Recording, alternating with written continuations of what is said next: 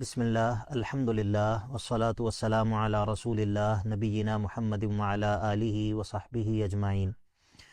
اللہم انفعنا بما علمتنا وعلمنا ما ينفعنا وزدنا علما۔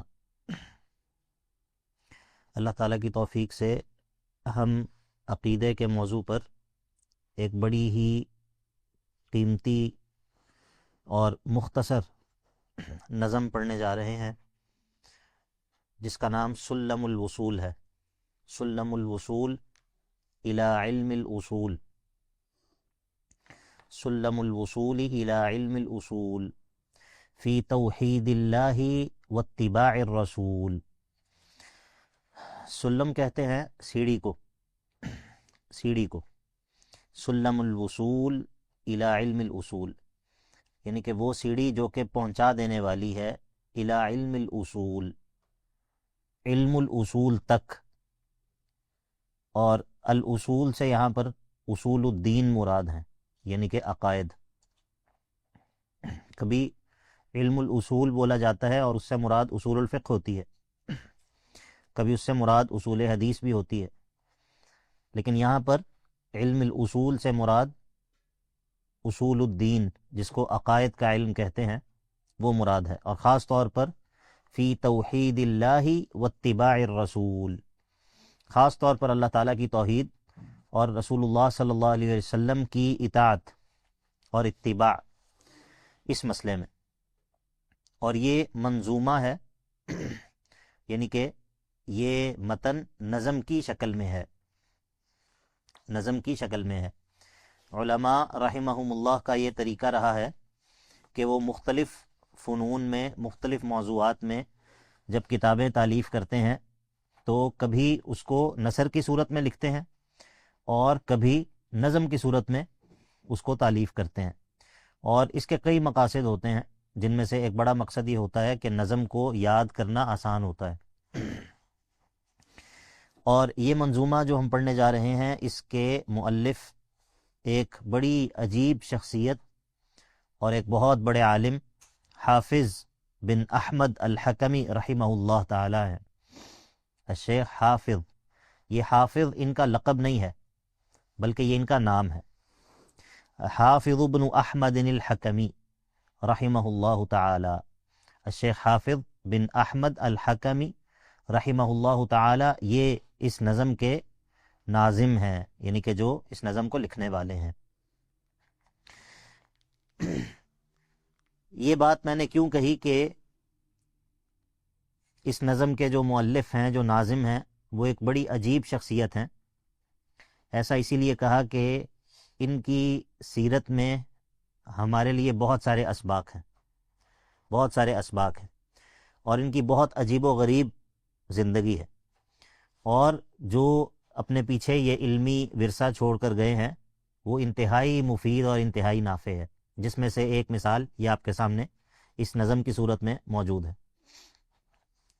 ان کی جو پیدائش ہے وہ سعودی عرب کے جنوب میں جازان کا علاقہ ہے، ادھر ایک شہر کے قریب ایک قصبے میں ان کی پیدائش ہوئی ہے، اور رمضان کے مہینے میں 1342 ہجری، یعنی کہ 1924 میں، 1924 میں ان کی پیدائش ہوئی ہے۔ میں نے وفات تو نہیں کہہ دیا پہلے؟ ہاں، پیدائش کہا ہے، تو ان کی پیدائش جو ہے وہ 1924 میں ہوئی ہے، تقریباً 1342 ہجری میں یہ جازان کے قریب پیدا ہوئے ہیں۔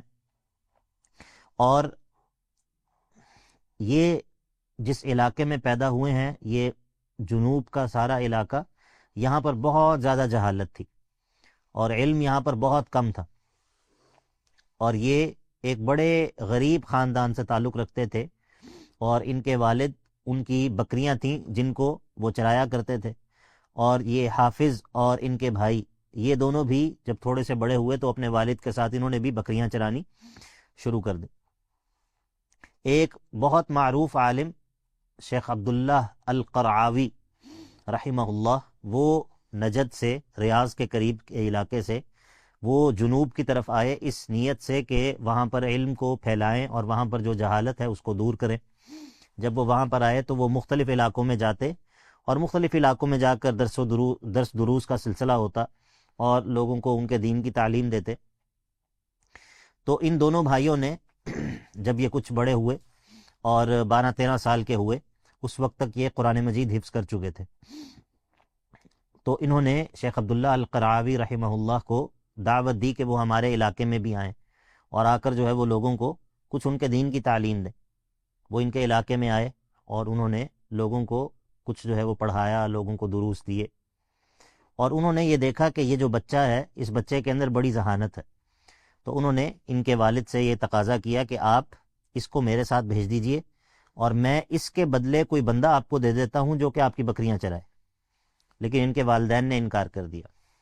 بہرحال پھر ان کی والدہ کی پہلے وفات ہو گئی، پھر اس کے بعد کچھ عرصے بعد ہی، کچھ مہینے کے بعد ہی ان کے والد کی بھی وفات ہو گئی، یہاں تک کہ یہ دونوں بھائی یہ طلب علم کے لیے بالکل فارغ ہو گئے۔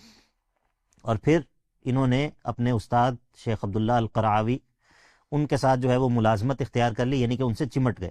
ملازمت سے مراد ایک تو اردو میں ہم کہتے ہیں نا ملازمت اختیار کرنا، تو عربی زبان کے اندر یا خاص طور پر اس طرح کے سیاق میں جب ہم کہتے ہیں کہ فلاں نے فلاں عالم کی ملازمت اختیار کی، اس سے مراد ہوتا ہے کہ لازمہ، ان سے جڑے رہے، ان کے ساتھ مستقل جڑے رہے یہاں تک کہ انہوں نے جو ہے وہ ان سے علم حاصل کیا۔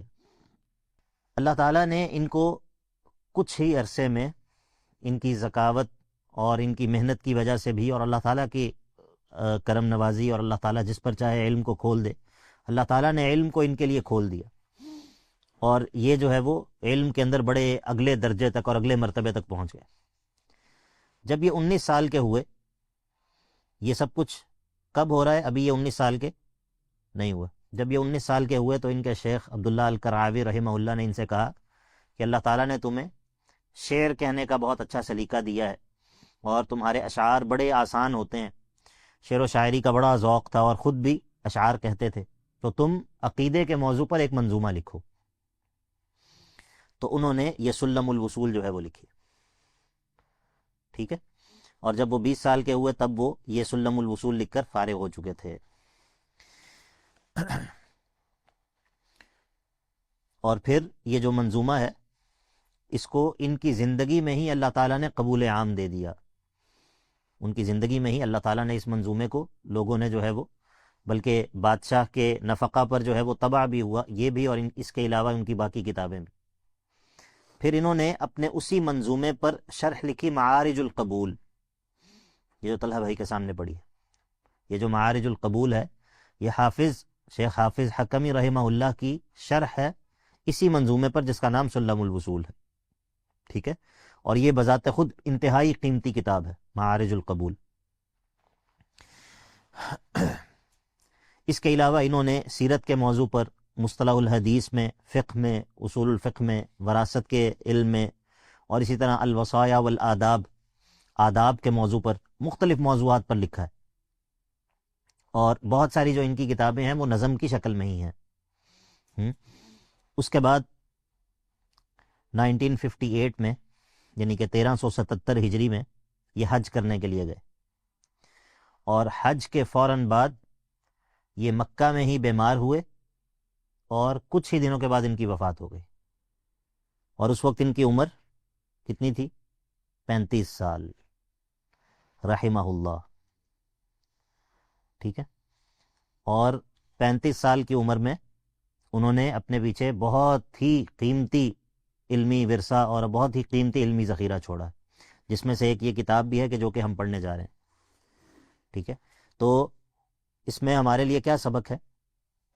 بہت سارے اسباق ہیں، ٹھیک ہے، لیکن اس میں ایک بہت بڑا سبق یہ ہے کہ علم اللہ تعالیٰ کی عطا ہے، اور اللہ تعالیٰ اگر کسی پر علم کو کھول دے اور اس کے سینے کو علم کے لیے اللہ تعالیٰ جو ہے وہ شرح صدر اس کا کر دے، تو پھر اس بات سے فرق نہیں پڑتا کہ انسان کو کم وقت ملا ہے یا زیادہ وقت ملا ہے، ٹھیک ہے، اور اگر اللہ تعالیٰ بندے کے اوپر اپنے علم کے خزانے کو کھول دے تو بعض دفعہ وہ کسی ایک استاد کے ذریعے کامل ہو جاتا ہے، ٹھیک ہے، اور اللہ تعالیٰ اس کے ذریعے لوگوں کو نفع دیتا ہے، اور اگر اللہ تعالیٰ بندے پر علم کو نہ کھولے تو انسان بہت بڑے بڑے علماء کے گھر میں پیدا ہو کے بھی محروم رہ جاتا ہے، ٹھیک ہے، تو علم جو ہے یہ اللہ تعالیٰ کی عطا ہے، اور جب یہ اللہ تعالیٰ کی عطا ہے اور اس کی کنجیاں اللہ تعالیٰ کے ہاتھ میں ہیں، تو طالب علم، جو علم کا طالب ہے، اس کو سب سے زیادہ اپنے تعلق کی فکر اس ذات سے تعلق کی ہونی چاہیے کہ جس کے ہاتھ میں علم کی کنجیاں ہیں، کیونکہ یہ علم کا طالب ہے نا، یہ جس چیز کا طالب ہے وہ کس کے ہاتھ میں ہے؟ اللہ کے ہاتھ میں ہے۔ تو اس نے علم کو طلب کرنا ہے تو اللہ سے طلب کرنا ہے، ٹھیک ہے؟ تو انسان کی اپنی محنت اور اپنی کوشش، اس سب کے باوجود اصل چیز جو کہ انسان کو کامل کرتی ہے اور انسان کا شرح صدر ہوتا ہے اور انسان پر علم کھل جاتا ہے، وہ اللہ تعالیٰ کی عطا ہوتی۔ تو یہ جو شیخ حافظ بن احمد الحکمی رحمہ اللہ کی سیرت ہے، یہ بڑی ہی خوبصورت اور بڑی ہی، اس میں بہت سارے اسباق ہیں، اور ان کے جو شیخ تھے شیخ عبداللہ القرعاوی رحمہ اللہ، ان کو اپنے اس شاگرد سے بہت زیادہ محبت تھی، ٹھیک ہے؟ اور وہ یہ دیکھتے تھے، ان کو یہ محسوس ہوتا تھا کہ یہ میرے بعد یہ میری جگہ لے گا، ٹھیک ہے؟ لیکن اللہ تعالیٰ کو کچھ اور منظور تھا، وہ ان کی زندگی میں ہی اللہ تعالیٰ نے ان کو اٹھا لیا۔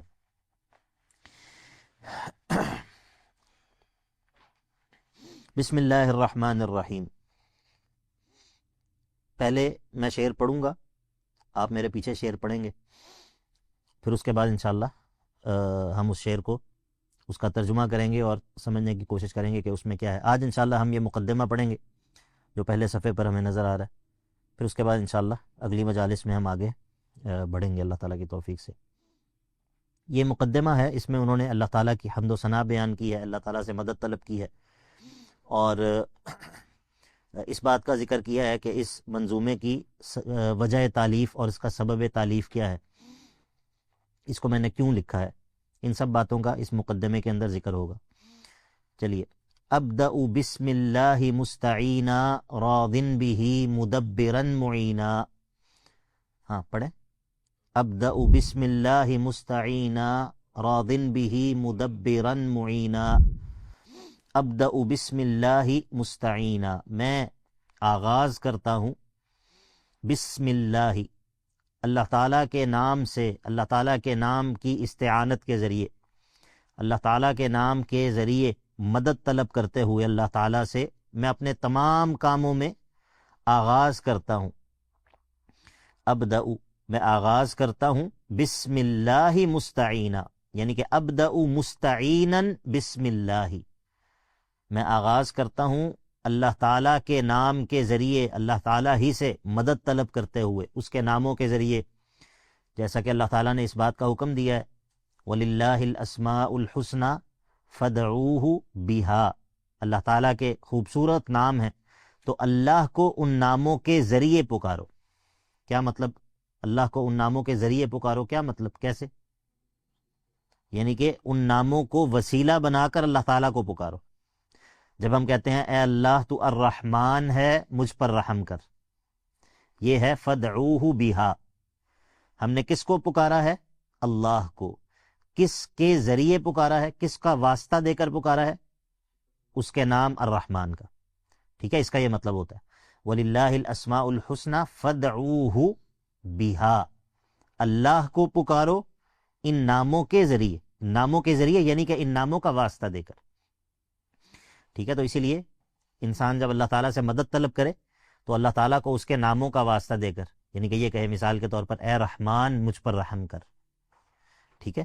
اور ہر اللہ تعالیٰ کا جو نام ہے اس میں اللہ تعالیٰ کی کسی صفت کا پتہ چلتا ہے، تو اس صفت کے مناسب جس چیز کے لیے انسان اللہ تعالیٰ کو پکارے، اس کے مناسب صفت کے واسطے سے اللہ کو پکارے۔ مثال کے طور پر اے غفور مجھے بخش دے، مجھے مغفرت، میری مغفرت کر دے، اب اس کے ساتھ جو نام مناسب ہے، ٹھیک ہے؟ تو یہ اللہ تعالیٰ کو پکارنے کی فقہ ہے کہ اللہ تعالیٰ سے کیسے مانگا جائے۔ تو ابدأ بسم اللہ مستعینا راضٍ بہ مدبرا معینا، اور اس حال میں کہ میں راضی ہوں، انا راضٍ بہ، راضٍ بہ، میں راضی ہوں اللہ تعالیٰ سے۔ کس اعتبار سے راضی ہوں؟ اس اعتبار سے کہ وہ مدبر ہے اور معین ہے، وہ ہر چیز کا انتظام کرنے والا اور تدبیر کرنے والا ہے، اور وہ مددگار ہے، یعنی کہ مدبر ہونے کے اعتبار سے بھی میں اللہ سے راضی ہوں، اس کی تدبیر سے، اور مددگار ہونے کے اعتبار سے بھی میں اللہ سے راضی ہوں، یعنی کہ مجھے مدبر، کسی اور مدبر کی بھی کوئی ضرورت نہیں ہے، اور مجھے کسی اور معین کی بھی کوئی ضرورت نہیں ہے۔ معین کسے کہتے ہیں؟ مدد کرنے والے کو۔ ابدأ بسم اللہ مستعینا راض بہ مدبرا معینا۔ پہلا جو مصرع ہے اس میں اللہ تعالیٰ سے استعانت ہے، پہلے مصرع میں اللہ تعالیٰ سے استعانت ہے، اور دوسرے مصرع میں اللہ تعالیٰ سے اپنی رضا کا اعلان ہے، اور یہ دونوں چیزیں ہی بہت عظیم چیزیں ہیں۔ اگر بندے کے ساتھ اللہ تعالیٰ کی مدد بندے کے شامل حال نہ ہو، فَأَوَّلُ مَا يَجْنِي عَلَيْهِ اجْتِهَادُهُ، اگر اللہ تعالیٰ کی مدد شامل حال نہ ہو تو بندے کی اپنی کوشش سب سے پہلے اس کا کباڑا کر دیتی ہے۔ اگر اللہ تعالیٰ کی مدد شامل حال نہ ہو تو بندے کی اپنی محنت سب سے پہلے اس کا کام خراب، اس کی اپنی محنت ہی اس کا کام خراب کر دیتی۔ تو انسان اپنے تمام معاملات میں اللہ تعالیٰ کی مدد کا محتاج ہے، تمام معاملات میں، چھوٹے اور بڑے معاملات میں، اور پھر خاص طور پر طالب علم، وہ طلب علم میں اللہ تعالیٰ کا بہت زیادہ محتاج ہے۔ تو اللہ تعالیٰ سے استعانت یہ دین کی بہت بڑی بنیاد ہے، دین کی بہت بڑی اساس ہے۔ اسی لیے پہلے مصرعے کے اندر دین کا ایک بہت بڑا، بہت عظیم اصل ہے، وہ ہے الاستعانۃ باللہ۔ اور دوسرے مصرعے کے اندر کیا چیز ہے؟ دوسرے مصرعے میں کیا چیز ہے؟ اللہ تعالیٰ سے رضا۔ اللہ کے نبی علیہ الصلوۃ والسلام نے فرمایا کہ ذاق طعم الایمان، اس شخص نے ایمان کا ذائقہ چکھ لیا جو اللہ تعالیٰ کے رب ہونے پر راضی ہو گیا، جو محمد الرسول اللہ صلی اللہ علیہ وسلم کے رسول اور نبی ہونے پر راضی ہو گیا، جو اسلام کے دین ہونے پر راضی ہو گیا۔ راضی ہونے کا مطلب یہ ہے کہ انسان کا دل اس پر مطمئن ہو گیا، اس میں کسی قسم کا قلق اور اضطراب اور شک نہیں ہے، وہ اللہ تعالیٰ کے رب ہونے پر بالکل راضی ہے، اور اللہ تعالیٰ کی تدبیر پر، راضٍ بہ مدبرا معینا، اس چیز پر کہ اللہ تعالیٰ جو ہے وہ تدبیر کرتا ہے، اس کا حکم نازل ہوتا ہے اور وہ پوری کائنات کے اندر اس کا تصرف چلتا ہے، وہ پوری کائنات کے نظام کو چلاتا ہے، تو میں اس پر راضی ہوں، میں اپنے اللہ کے مدبر ہونے پر راضی ہوں اور اس کے معین ہونے پر راضی ہوں۔ والحمد للہ کما ہدانا الی سبیل الحق واجتبانا۔ اب اللہ تعالیٰ کی حمد بیان کریں گے، اور دو عظیم نعمتوں پر اللہ تعالیٰ کی حمد بیان کریں گے۔ اللہ تعالیٰ کی حمد بیان کریں گے، پہلی چیز تھی الاستعانۃ باللہ، دوسری چیز تھی اللہ تعالیٰ سے رضا، تیسری چیز ہے اللہ تعالیٰ کی حمد۔ والحمد للہ، اللہ تعالیٰ کی حمد ہے، کما ہدانا، جیسا کہ اس نے ہمیں اس چیز پر، یہاں پر اللہ تعالیٰ کی نعمت ہدایت کو ذکر کیا ہے اور اس نعمت ہدایت پر اللہ تعالیٰ کی حمد بیان کی ہے۔ کما ہدانا الی سبیل الحق، اس نعمت پر اللہ تعالیٰ کی حمد ہے کہ اس نے ہماری حق کے راستے کی طرف رہنمائی کی۔ الحمد للہ کما ہدانا الی سبیل الحق، اور یہ جو نعمت ہدایت ہے یہ مطلقاً اللہ تعالیٰ کی تمام نعمتوں میں سب سے بڑی نعمت ہے۔ نعمت ہدایت اللہ تعالیٰ کی تمام نعمتوں میں سب سے بڑی نعمت ہے، تو اسی لیے اللہ تعالیٰ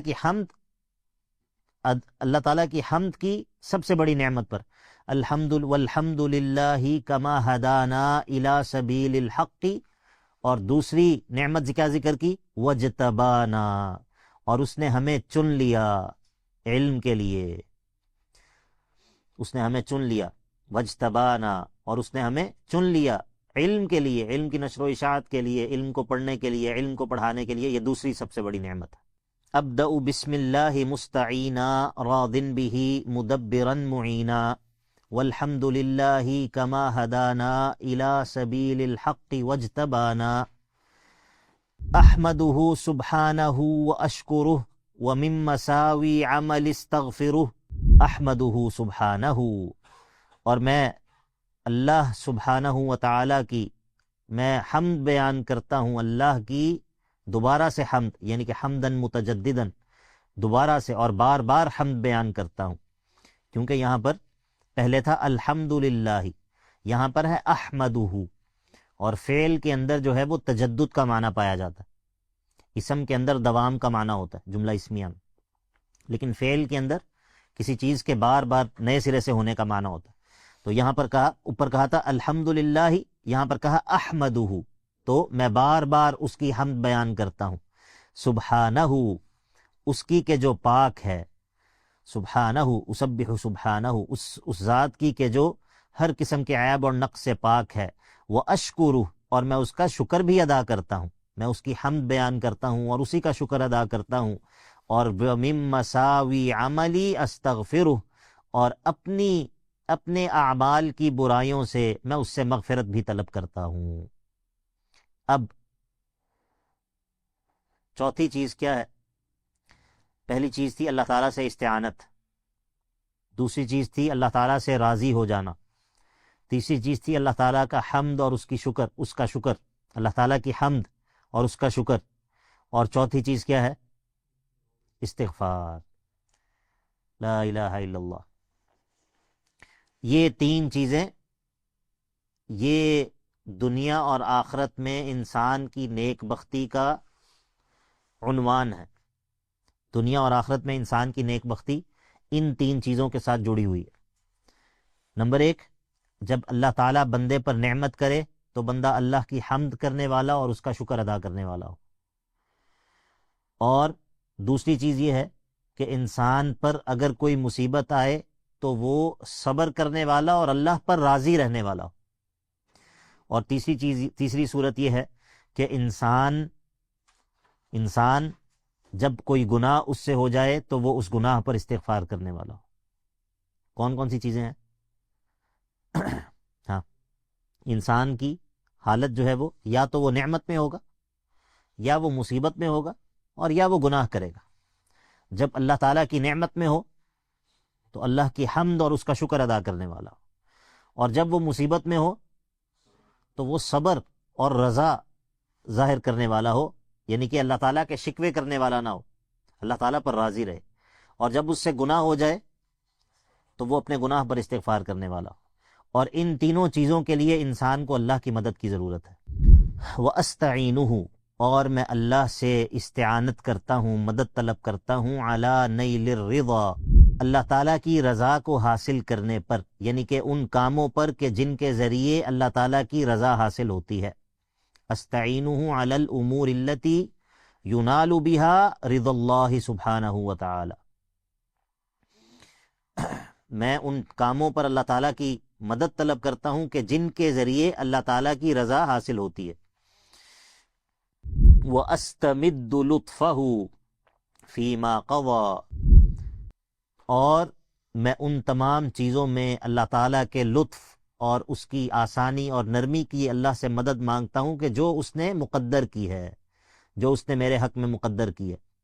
فِيمَا قَضَى اللَّهُ وَقَدَّرَهُ لِي وَأَسْتَمِدُّ لُطْفَهُ، اور میں اللہ تعالیٰ کی مدد طلب کرتا ہوں، اس سے استمداد کرتا ہوں، اس کا لطف کا اس سے سوال کرتا ہوں۔ لطف اللہ تعالیٰ کی نرمی، اس کا میرے ساتھ اچھا معاملہ کرنا، احسان والا معاملہ کرنا، اس کا میں اس سے سوال کرتا ہوں۔ فیما قضا، کہ اللہ تعالیٰ میرے لیے جو بھی مقدر کرے، میرے لیے وہ جو بھی فیصلہ کرے، اس میں وہ میرے ساتھ لطف و کرم والا معاملہ کرے۔ ٹھیک ہے، وَأَسْتَعِينُهُ عَلَى نَيْلِ الرِّضَى وَأَسْتَمِدُّ لُطْفَهُ فِيمَا قَضَى۔ اب اللہ تعالیٰ ایک چیز وہ ہے جو کہ بندے کی طرف سے بندے نے اللہ تعالیٰ کی عبادت کرنی ہے، جس کے ذریعے بندے کو اللہ تعالیٰ کی رضا حاصل ہونی ہے، اس کے لیے بھی انسان اللہ تعالیٰ کا محتاج ہے۔ ٹھیک ہے، اسی لیے اپنے فقر کا اظہار کیا، اپنی محتاجگی کا اظہار کیا پہلے مصرے میں، کہ اے اللہ، آپ کی رضا حاصل کرنے کے لیے میں نے کچھ کام کرنے ہیں، میری کچھ ذمہ داریاں ہیں، لیکن ان کاموں کو کرنے کے لیے مجھے آپ کی مدد کی ضرورت ہے۔ یہ پہلی چیز ہے۔ دوسرا یہ ہے کہ جو آپ کی قضاء و قدر ہے میری زندگی میں، آپ کے فیصلے جو کہ جاری ہیں، آپ کی قضاء جو کہ نافذ ہے، اس میں بھی مجھے آپ کے لطف و کرم کی ضرورت ہے۔ ٹھیک ہے، تو ایک کا تعلق اللہ تعالیٰ کے امور شرعیہ کے ساتھ ہے، اور ایک مصرے کا تعلق اللہ تعالیٰ کے امور کونیہ کے ساتھ ہے۔ کون سے مصرے کا تعلق اللہ تعالیٰ کے امور شرعیہ کے ساتھ ہے؟ پہلے مصرے کا، ٹھیک ہے. اور کون سے مصرے کا تعلق اللہ تعالیٰ کے امور کونیہ کے ساتھ ہے؟ ہاں، الامور الکونیہ القدریہ. اللہ تعالیٰ کا امر دو طرح کا ہے نا، ایک بعض دفعہ امر شرعی ہوتا ہے، بعض دفعہ امر کونی قدری ہوتا ہے، ٹھیک ہے. تو اللہ تعالیٰ کا یہ کہنا کہ نماز پڑھو، یہ کون سا حکم ہے؟ شرعی حکم ہے. اور اللہ تعالیٰ کا کسی بندے کے بارے میں یہ حکم کہ اس کو موت آ جائے، یہ کونی قدری حکم ہے، ٹھیک ہے. تو انسان ان دونوں چیزوں میں اللہ تعالیٰ سے مدد طلب کرنے کا محتاج ہے، اللہ تعالیٰ کے لطف و کرم کا محتاج ہے. وَأَسْتَعِينُهُ عَلَى نَيْلِ الرِّضَى وَأَسْتَمِدُّ لُطْفَهُ فِي مَا قَضَى. لا الہ الا اللہ. میرا خیال ہے کہ اس وقت ہم جتنے بھائی یہاں پر بیٹھے ہوئے ہیں، ناظم رحمہ اللہ نے جب یہ نظم لکھی ہے تو یہ ہم سب سے چھوٹے تھے. وَأَسْتَمِدُّ لُطْفَهُ فِي مَا قَضَى وَبَعْدُ. یہ بعدو کا لفظ یہ استعمال ہوتا ہے اب اصل مقصود کی طرف منتقل ہونے کے لیے. اصل مقصود کی طرف اب ناظم منتقل ہوں گے اللہ تعالیٰ کی حمد و ثنا کے بعد، اور اللہ تعالیٰ کا شکر بجا لانے کے بعد، اس سے استعانت کے بعد اب کہتے ہیں اب شہادتین کا اقرار کریں گے. ہاں، اب شہادتین کا ذکر کریں گے، اشہد ان لا الہ الا اللہ واشہد ان محمد رسول اللہ. وبعد انی بالیقین اشہد شہادت الاخلاص الا یعبد. ہاں، وبعد، اور اس کے بعد میں گواہی دیتا ہوں پورے یقین کے ساتھ. انی اشہد بالیقین، ٹھیک ہے، میں گواہی دیتا ہوں یقین کے ساتھ. اور یہ شہادتین اور خاص طور پر لا الہ الا اللہ کی شرائط میں سے ایک شرط ہے کہ لا الہ الا اللہ انسان کو اس وقت فائدہ دیتا ہے جب یہ شہادت، جب یہ کلمہ یقین کے ساتھ کہا جائے، اور ایسا یقین کہ جو شک کے منافی ہو. ٹھیک ہے، لا الہ الا اللہ، کلمہ توحید لا الہ الا اللہ کی کچھ شرائط ہیں. ہاں، علم، یقین، قبول، انقیاد، صدق، اخلاص، محبت، یہ 7 شرائط ہیں جو لا الہ الا اللہ اس کلمے کی ہیں کہ جب انسان اس کلمے کو ان شرائط کے ساتھ کہے پھر یہ کلمہ انسان کو فائدہ دیتا ہے. ٹھیک ہے، ہر وہ بندہ جو زبان سے لا الہ الا اللہ کہے یہ کلمہ اس کو فائدہ دیتا ہے؟ نہیں. ٹھیک ہے، ایک مثال سے سمجھا دوں. مثال کے طور پر ایک عیسائی ہے، ایک عیسائی کسی کو بتاتا ہے، کہتا ہے کہ یہ مسلمانوں کا کلمہ ہے لا الہ الا اللہ. اب کیا اس نے اس کلمے پر نطق کیا ہے؟ یہ کلمے پر تکلم کیا ہے؟ اس کلمے کو بولا ہے؟ بولا تو ہے، لیکن اس کو یہ کلمہ فائدہ، تو اس کا مطلب ہے کہ صرف زبان سے اس کلمے کو ادا کر دینا یہ فائدہ نہیں دیتا جب تک اس کی کچھ شرائط نہ ہو. ٹھیک ہے، تو انہی شرائط میں سے ایک شرط ہے یقین، ایسا یقین کہ جو شک کے منافی ہو. تو اس لیے ذکر کیا انی بالیقین اشہد شہادت الاخلاصی، میں پورے یقین کے ساتھ گواہی دیتا ہوں کس کی؟ شہادت الاخلاصی، کلمہ اخلاص کی. ہاں، وہ کلمہ جو کہ اللہ تعالیٰ کے لیے دین کو اور اللہ تعالیٰ کے لیے عبودیت کو خالص کرنے والا کلمہ ہے. اور وہ شہادت الاخلاص سے مراد کون سی شہادت ہے؟ لا الہ الا اللہ. تو میں پورے یقین کے ساتھ یہ کلمۃ الاخلاص، کلمۃ الطیبہ، اس کی شہادت دیتا ہوں. بالحق مألوہ سوى الرحمن من جل من عیب وعن نقصان، من جل عن عیب وعن نقصان. اب لا الہ الا اللہ کے 2 حصے ہیں. پہلا حصہ ہے لا الہ اور دوسرا حصہ ہے الا اللہ. تو اب یہ ہے، دیکھو، یہ اس کی تفصیل ہے. انی بالیقین اشہد شہادت الاخلاصی، اس کی تفصیل یہ ہے کہ اللہ یعبد بالحق مألوہ، کہ نہیں عبادت کیا جاتا حق کے ساتھ کوئی بھی معبود. مألوہ معبود، مألوہ سے مراد معبود. اور اللہ یعبد بالحق، حق کے ساتھ عبادت نہیں کی جاتی کسی بھی معبود کی. یہ ہے لا الہ کا معنی. لا یعبد بالحق مألوہ، حق کے ساتھ عبادت نہیں کی جاتی کسی بھی معبود کی، سوى الرحمانی، سوائے رحمان کے، یعنی کہ الا اللہ. لا یعبد بالحق مألوہ، کیا مطلب؟ مطلب یہ ہے کہ عبادت تو بہت سارے لوگوں کی دنیا میں کی جا رہی ہے، عبادت تو لوگ بہت ساری چیزوں کی کر رہے ہیں، لیکن یہ عبادت باطل ہے۔ وہ معبودان جن کی عبادت کی جا رہی ہے وہ عبادت کا حق نہیں رکھتے، وہ اس بات کو ڈیزرو نہیں کرتے کہ ان کی عبادت کی جائے، ان کی عبادت باطل ہے۔ ذالک بأن اللہ هو الحق وأن ما يدعون من دونه هو الباطل لہو دعوت الحق، لہو دعوت الحق، اسی کے لیے، اسی کی پکار جو ہے وہ حق ہے، اسی اکیلے کو پکارنا یہ حق ہے، اور اس کے علاوہ جس جس کو بھی پکارا جاتا ہے تو یہ پکار باطل ہے۔ اسی اکیلے کی عبادت جو ہے وہ حق ہے، کیونکہ وہ خالق ہے، کیونکہ اس نے تخلیق کیا ہے، وہ مالک ہے، وہ مدبر ہے، تو عبادت اسی کا حق ہے۔ تو اس کے علاوہ جس جس کی بھی عبادت کی جاتی ہے، میں پورے یقین کے ساتھ یہ گواہی دیتا ہوں کہ اس کی عبادت، اللہ کے علاوہ جس جس کی بھی عبادت کی جاتی ہے وہ معبود باطل ہے، اس کی عبادت وہ باطل ہے، یہ کرنے والا یہ سب سے بڑا باطل پرست اور مشرک ہے، اور اکیلے اللہ کی عبادت یہ برحق ہے۔ اکیلا اللہ ہے جو کہ عبادت کا مستحق ہے، اور اکیلے اللہ کی عبادت کرنے والا وہ حق پر ہے۔ تو اس لیے کہا کہ انی بالیقین اشہد شہادت الاخلاص اللہ یعبد بالحق مألوہ سوى الرحمن من جل عن عیب وعن نقصان، اور رحمان وہ ہے جو کہ من جل، جو منزہ ہے، جو پاک ہے، جو بلند ہے، کس چیز سے؟ عن عیب وعن نقصان، ہر طرح کے عیب اور ہر طرح کے نقص اور کمی سے۔ رحمان وہ ہے کہ جو من جل عن عیب وعن نقصانی، جو بلند ہے، ہم کہتے ہیں نا اللہ جل جلالہ، ہاں جل یعنی کہ وہ بلند ہے، وہ پاک ہے، تو من جل عن عیب وعن نقصانی، تو یہ اللہ تعالیٰ ہر قسم کے عیب اور نقص سے پاک ہے، ہر قسم کی کمی اور کوتاہی سے، اور ہر قسم کے قصور سے، اور ہر قسم کی خامی سے اللہ تعالیٰ جو ہے وہ پاک ہے۔ یہ اللہ تعالیٰ کے معبود ہونے کی ایک وجہ یہ بھی ہے، کیونکہ وہ ہر قسم کے عیب اور نقص سے پاک ہے۔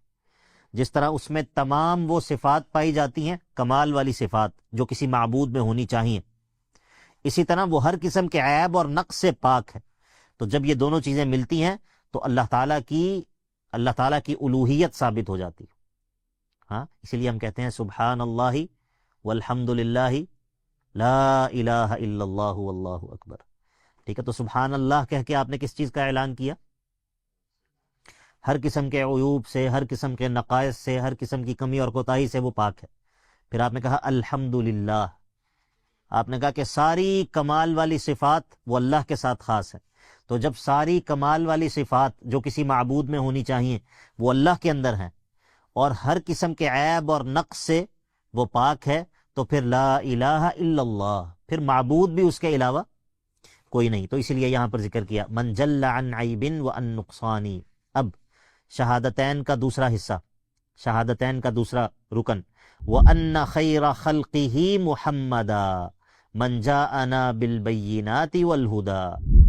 ہاں، وَأَنَّ خَيْرَ خَلْقِهِ مُحَمَّدًا مَنْ جَاءَنَا بِالْبَيِّنَاتِ وَالْهُدَى۔ یہ وہ پیچھے دو مصروں پیچھے کہا کہ انی بالیقین اشہد، اب یہ اسی اشہدو کے ساتھ اس کا تعلق ہے۔ وَإِنِّي بِالْيَقِينِ أَشْهَدُ أَنَّ خَيْرَ خَلْقِهِ مُحَمَّدًا وَأَنَّ خَيْرَ خَلْقِهِ مُحَمَّدًا مَنْ جَاءَنَا بِالْبَيِّنَاتِ وَالْهُدَى رَسُولُهُ إِلَى جَمِيعِ الْخَلْقِ بِالنُّورِ وَالْهُدَى وَدِينِ الْحَقِّ۔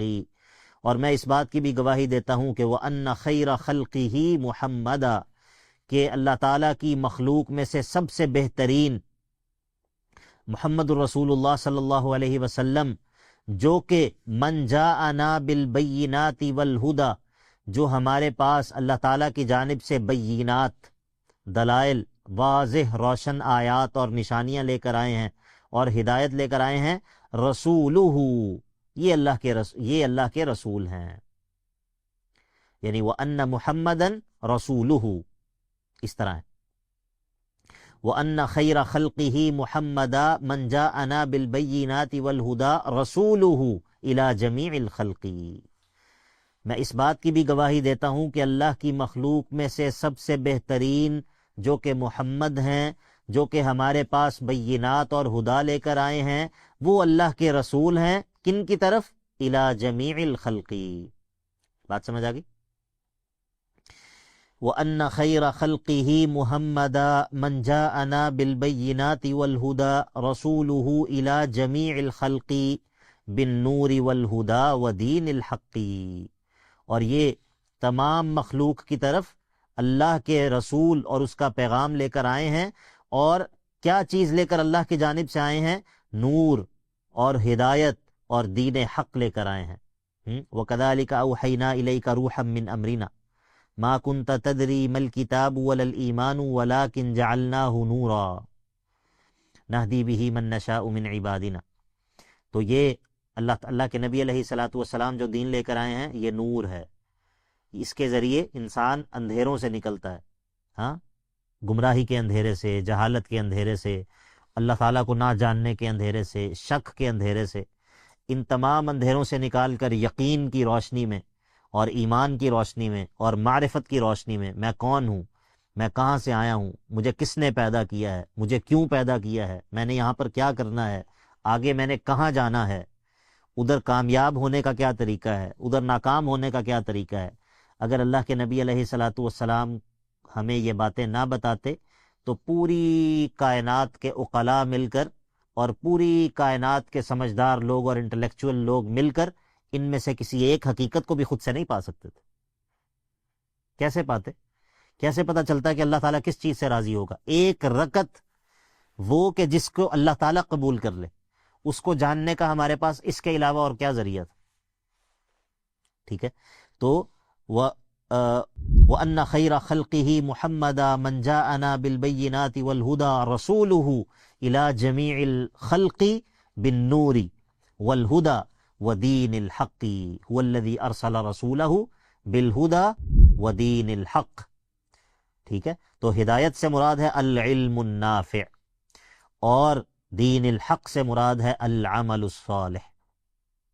تو اللہ کے نبی علیہ الصلوۃ والسلام یہ چیزیں لے کر آئے ہیں۔ صلی علیہ ربنا ومجدا والآل والصحب دواما سرمدا، والآل والصحب دواما سرمدا۔ اب اللہ کے نبی علیہ الصلوۃ والسلام پر صلاۃ اور سلام، صلی علیہ، اللہ تعالیٰ آپ پر صلاۃ بھیجے، آپ پر اللہ تعالیٰ رحمت نازل کرے، صلی علیہ ربنا ومجدا، اور اللہ تعالیٰ آپ کی تمجید کرے، آپ کی تعریف بیان کرے ملأ الاعلیٰ میں، اللہ تعالیٰ آپ کی ثنا بیان کرے ملأ الاعلیٰ میں۔ یہ اللہ کے نبی علیہ الصلوۃ والسلام کے لیے دعا ہے، ٹھیک ہے۔ اور کس پر اللہ تعالیٰ رحمت نازل کرے؟ والآل والصحب دواما سرمدا، اور اللہ کے نبی علیہ الصلوۃ والسلام کی آل پر، ہاں، یا تو اس سے مراد آپ کے وہ قرابت دار جو آپ پر ایمان لے آئے، ٹھیک ہے، ایک معنی کے مطابق، اور ایک اور معنی آل کا لفظ بعض اوقات اتباع پر بھی بولا جاتا ہے، یعنی کہ آپ کے اتباعہ و انصارہ الی یوم القیامہ، قیامت تک آپ کی اتباع کرنے والے اور آپ کے دین کی نصرت کرنے والے اور آپ کا کلمہ پڑھنے والے اور آپ کی اتباع کرنے والے، یہ سب آل میں داخل ہوں گے، ٹھیک ہے۔ والآل والصحبی، اللہ کے نبی علیہ الصلوۃ والسلام کی آل، آپ کے قرابت دار جو آپ پر ایمان لائے، آپ کی اتباع کرنے والے، اور آپ کے صحابہ، آپ کے ساتھی، اللہ تعالیٰ ان پر بھی اپنی رحمت نازل کرے، اور کب تک نازل کرے؟ دوامن سرمدا، دائمن ابدا، ہمیشہ ہمیشہ اللہ تعالیٰ ان پر اپنی رحمت کو نازل کرتا رہے۔ صلی علیہ ربنا ومجدا والآل والصحب دوامن سرمدا۔ وبعد هذا النظم في الأصول لمن أراد منهج الرسول، وبعد هذا النظم في الأصول لمن أراد منهج الرسول۔ ہاں، اب یہ نظم، اب اس نظم کا تعارف کروائیں گے۔ یہ نظم هذا النظم في الأصول، سب سے پہلے اس کا بتایا کہ یہ نظم منظومہ تو ہے، لیکن اس کا عنوان کیا ہے، اس کا موضوع کیا ہے؟ فی الاصول، یعنی کہ یہ اصول الدین کے موضوع پر ہے، یعنی کہ الاصول سے مراد العقائد، عقائد اور مہمات الدین، دین کے وہ اہم ترین ابواب کہ جن کو علماء عقیدے کے ضمن میں ذکر کرتے ہیں، جیسا کہ صحابہ کے بارے میں اعتقاد، اور اس طرح باقی چیزیں انشاءاللہ اس میں آئیں گی۔ ٹھیک ہے، تو عقائد کے اندر عمومی طور پر کیا چیز شامل ہوتی ہے؟ وہ چیزیں جن کو ہم ارکان ایمان کہتے ہیں، ٹھیک ہے، اللہ تعالیٰ پر ایمان، قیامت کے دن پر ایمان، انبیاء پر ایمان، فرشتوں پر ایمان، اور کتابوں پر ایمان، اور تقدیر پر ایمان. اصلاً عقائد کے اندر یہ چیزیں شامل ہوتی ہیں. لیکن پھر اس کے ساتھ ساتھ دین کے جو بڑے مسائل ہیں، مہمات الدین، جن کو علماء عقائد کے ضمن میں ذکر کرتے ہیں، وہ چیزیں بھی پھر اس کے ساتھ ہی جو ہے وہ ذکر کی جاتی ہیں. تو یہ جو نظم ہے یہ کس فن میں ہے، کس اس کا موضوع کیا ہے؟ ھذا النظم فی الاصول، اور یہ کس شخص کے لیے لکھی ہے؟ لمن اراد منہج الرسول، جو رسول کے راستے کا ارادہ رکھتا ہو، جو رسول کے راستے پر چلنا چاہتا ہو. ٹھیک ہے، کیونکہ اہل السنہ کا جو عقیدہ ہے، ان کے عقیدے کی اصل وہ یہ ہے کہ وہ عقیدہ وحی سے مستنبط ہے. عقیدہ جو ہے وہ وحی سے لیا جاتا ہے، اس کے دلائل وہ کتاب و سنت پر مبنی ہوتے ہیں. وہ انسان کی اپنی عقل اور انسان کی اپنی رائے اور انسان کے اوپر ہونے والا کشف یا اس کو آنے والا خواب یا کوئی اور جو ہے وہ خود ساختہ اصول اور ضابطہ، وہ اس کی بنیاد اور اس کی دلیل نہیں ہوتا. عقیدہ جو ہے وہ وحی سے لیا جاتا ہے. تو اس لیے کہا کہ وَبَعْدُ هَذَا النَّظْمُ فِي الْأُصُولِ لِمَنْ أَرَادَ مَنْهَجَ الرَّسُولِ سَأَلَنِي إِيَّاهُ مَنْ لَا بُدَّ لِي من امتثال سؤله الممتثل. سألني إياه من لا بد لي من امتثال سؤله الممتثل. ہاں، سألنی ایاہ، اب اس کا وجہ تالیف اور سبب ذکر کریں گے. کہتے ہیں کہ مجھ سے تقاضا کیا، طلب کیا مجھ سے، ایاہ، اس نظم کو لکھنے کا، اس نظم کا مطالبہ کیا مجھ سے. کس نے؟ من، ایسے شخص نے کہ لا بد لی من امتثال سؤلہ الممتثل، کہ جس کے سوال کا امتثال، یعنی کہ جس کے سوال کو، جس کی طلب کو پورا کرنا میرے لیے ضروری تھا. مجھ سے ایسے شخص نے اس نظم کو لکھنے کا مطالبہ کیا کہ جس شخص کی طلب کو پورا کرنا میرے لیے ضروری تھا. اور وہ کون ہے؟ وہ عبداللہ القرعاوی رحمہ اللہ، ان کے شیخ.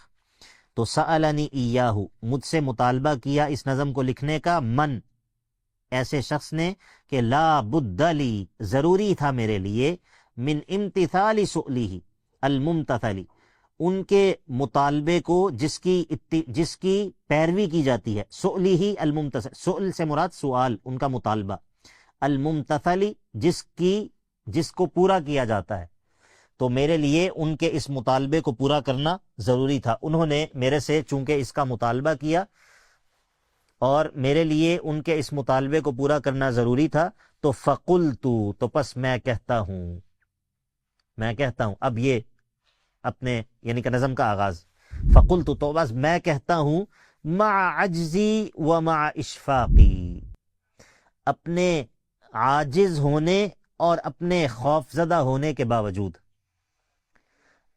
عجز سے مراد ہے کہ عدم قدرت، میں اس پر قدرت نہیں رکھتا لیکن اس کے باوجود. اور ومع اشفاقی، اور مجھے خوف بھی ہے غلطی میں مبتلا ہونے کا، اس کے باوجود. فقلت مع عجزی ومع اشفاقی معتمدا علی القدیر الباقی. تو جب میں قدرت بھی نہیں رکھتا اور مجھے غلطی میں مبتلا ہونے کا ڈر بھی ہے، تو پھر میں کیوں کہہ رہا ہوں؟ معتمدا، اعتماد کرتے ہوئے، توکل کرتے ہوئے، بھروسہ رکھتے ہوئے. کس پر؟ علی القدیر الباقی، اس ذات پر جو کہ القدیر ہے اور ہمیشہ باقی رہنے والی ہے. تو اس سے مراد اللہ رب العزت ہے کہ جو ہر چیز پر قدرت رکھنے والا ہے اور جس کو بقا ہے، جو ہمیشہ باقی رہنے والا ہے. تو میں باوجود اس کے کہ مجھے یہ احساس ہے کہ میں اپنے استاد کے اس مطالبے کو پورا کرنے سے عاجز ہوں، میں اس پر قدرت نہیں رکھتا، اور مجھے اس بات کا بھی اندیشہ ہے کہ کہیں میں اس میں غلطی کا شکار نہ ہو جاؤں. لیکن میں یہ بات کیوں کہہ رہا ہوں اور میں یہ نظم کیوں لکھ رہا ہوں؟ کیونکہ اس کو لکھنے میں میں اللہ تعالیٰ پر اعتماد کیے ہوئے ہوں، اپنے عجز اور اپنی خوف کے باوجود میرا اللہ پر اعتماد ہے. تو اسی لیے میں اس نظم کو جو ہے وہ میں شروع کر رہا ہوں. آگے پھر انشاءاللہ مقدمۃ تعرف العبد بما خلق له وبأول ما فرض الله تعالى وبما أخذ الله عليه به الميثاق في ظهر آدم عليه السلام وبما هو صائر عليه اعلم بأن الله جل وعلا. یہ انشاءاللہ اللہ تعالیٰ کی توفیق سے اگلی مجلس میں پڑھیں گے. ایک دفعہ میں پڑھ لیتا ہوں تاکہ آپ لوگ بھی اچھی طرح سن لیں. بسم اللہ الرحمن الرحیم. ابدأ بسم اللہ مستعینا راض به مدبرا معینا والحمد للہ کما ہدانا الى سبیل الحق واجتبانا احمده سبحانه واشکره ومن مساوی عملی استغفره واستعینه على نیل الرضا واستمد لطفه فيما قضى. وبعد انی بالیقین اشہد شہادة الاخلاص الا يعبد بالحق مألوہ سوى الرحمن من جل من عیب ومن جل عن عیب وعن نقصان.